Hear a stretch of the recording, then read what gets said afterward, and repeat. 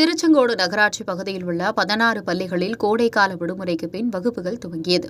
கோடைக்கால 2 மாத விடுமுறைக்கு பின் பள்ளிகள் துவக்கப்பட்ட நிலையில் விடுமுறைக்கு பின் பள்ளிக்கு வரும் மாணவ மாணவிகளை ஊக்கப்படுத்தும் வகையில் சானர்பாளையம் நகராட்சி நடுநிலைப்பள்ளி மற்றும் சூரியம்பாளையம் நகராட்சி நடுநிலைப்பள்ளியில் மாணவ மாணவிகளுக்கு இனிப்புகள் வழங்கி நகர்மன்ற தலைவர் நளினி சுரேஷ் பாபு வரவேற்று அளித்தார்.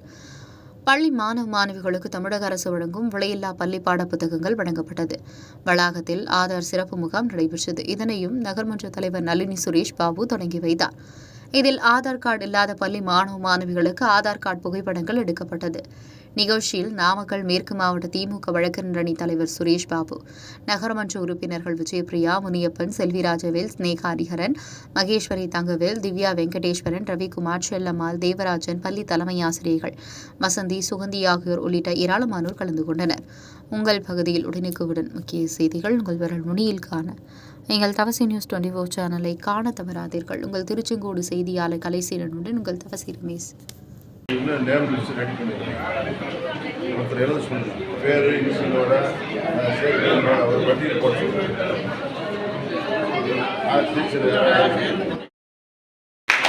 அப்பா வாங்கிட்டு அப்படியே இங்க பாருங்க,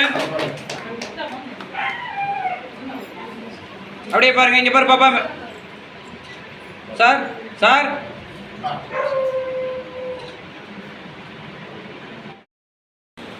அப்படியே எல்லாரும் இங்க பாருங்க.